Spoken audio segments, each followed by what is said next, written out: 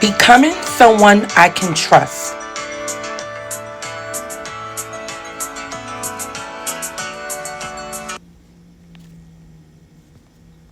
Hey, pursuers. Welcome back to Pursuing Me with Sharita, where we grow on purpose. Today's conversation isn't loud, it's not flashy, but it's foundational. Because we're talking about becoming someone you can trust. Not someone who has it all figured out, but someone who shows up for themselves consistently. A lot of us spend our lives trying to trust other people, trust in relationships, trust in timing, trust in outcomes, but rarely do we stop and ask, do I trust myself? Self-trust isn't built through big moments. It's built through small, quiet ones. It's built when you say you're going to rest and you actually rest. When you say, this doesn't feel right, and you listen. When you stop abandoning yourself to keep the peace. And for many of us, self-trust is hard, not because we're broken, but because we've learned to override ourselves to survive. If you grew up needing to adapt, to read the room, to be responsible early, you probably learned how to be reliable for everyone else before you learned how to be reliable for yourself. So now, even when you're safe, your nervous system still asks, can I really depend on me? Be honest with yourself for a moment. How many promises have you made to yourself that you didn't keep? I think I spoke about that in one of our previous episodes where being honest with yourself, you have to be able to trust yourself and be honest with yourself. Not because you didn't care, but because you didn't feel safe slowing down, saying no, or changing your mind. Self-trust isn't about perfection. It's about repair. It's not about noticing when you override your needs and choosing differently next time.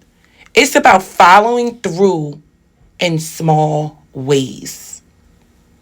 Because every time you listen to yourself, every time you honor your boundaries, every time you pause instead of pushing, you send a message to yourself. And you want to know what that message is?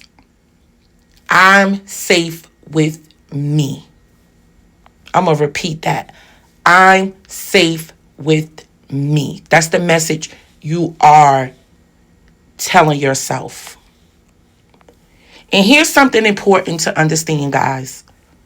Discipline isn't about force. Consistency isn't about pressure. Real self-trust is about when your actions feel aligned, not punishing. When growth feels supportive, not exhausting or overwhelming.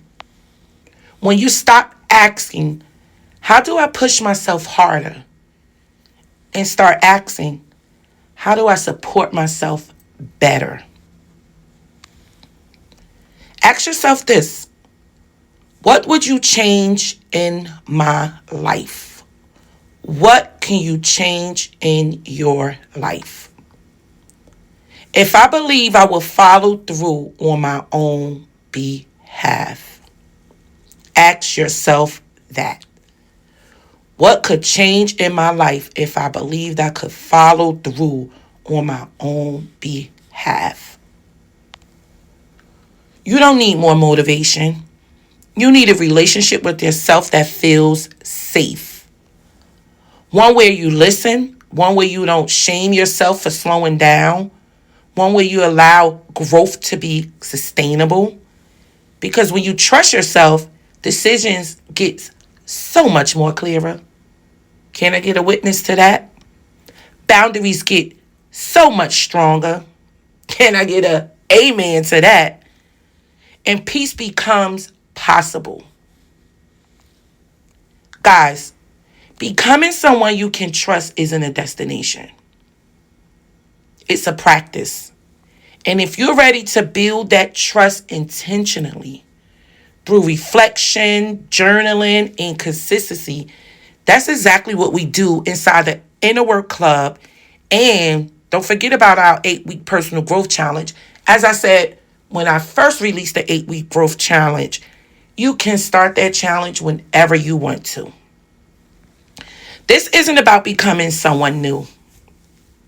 It's about becoming someone you don't abandon. You're not behind. You're becoming, guys. And I know you're becoming because you are here tuning in with Pursuing Me. And that is the goal, to become a better you.